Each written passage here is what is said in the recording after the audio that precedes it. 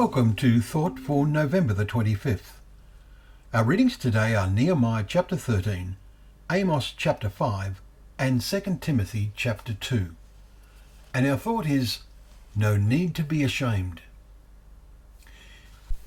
We saw some parallel thoughts today between Paul's advice to Timothy in his second letter to him and the words of Nehemiah in his final chapter. Timothy is told in chapter 2, verses 14 to 15, to remind them, that is the Ephesians, of these things and charge them before God not to quarrel about words, which does no good, but only ruins the hearers.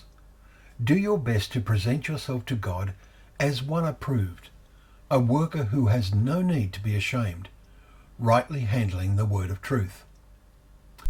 His emphasis jumped out at us. True believers live and work before God and present themselves to God. How clear-thinking and seeing are we in realizing we are constantly in the presence of God? Paul goes on to say, God's firm foundation stands, bearing this seal, the Lord knows those who are his, and let everyone who names the name of the Lord depart from iniquity. Verses 19 and 20. There is much food for meditation in the phrase, the Lord knows. There is intimacy in this kind of knowing, as a man and wife should know each other.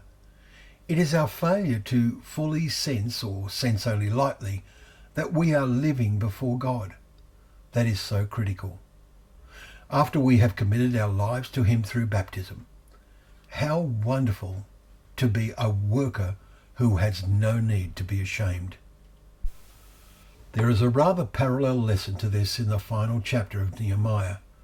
This most godly man, who had single-handedly initiated the rebuilding of the walls of Jerusalem, had been recalled by the Persian king and was not in Jerusalem for a time, we read from chapter 13, verses 6 to 7.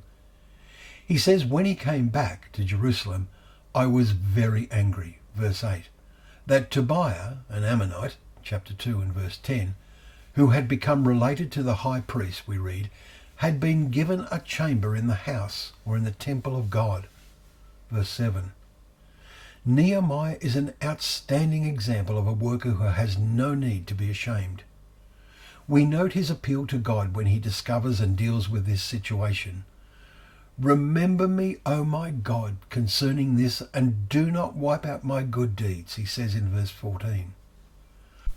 Then he finds they have been abusing the Sabbath laws, and he commanded all the Levites that they should purify themselves and come and guard the gates to keep the Sabbath day holy. Remember this also in my favour, O my God, and spare me according to the greatness of your steadfast love. Verse 22. Can we appeal to God in similar ways? Although not as dramatically as Nehemiah's, to remember our efforts in his service. But God's steadfast love is wonderful, but it is not unconditional, as we read in Hebrews chapter 10, verses 26 and 27. And is not ever never ending, as some mislead their followers to think. May we all make sure that we present ourselves to God as one approved, a worker who has no need to be ashamed.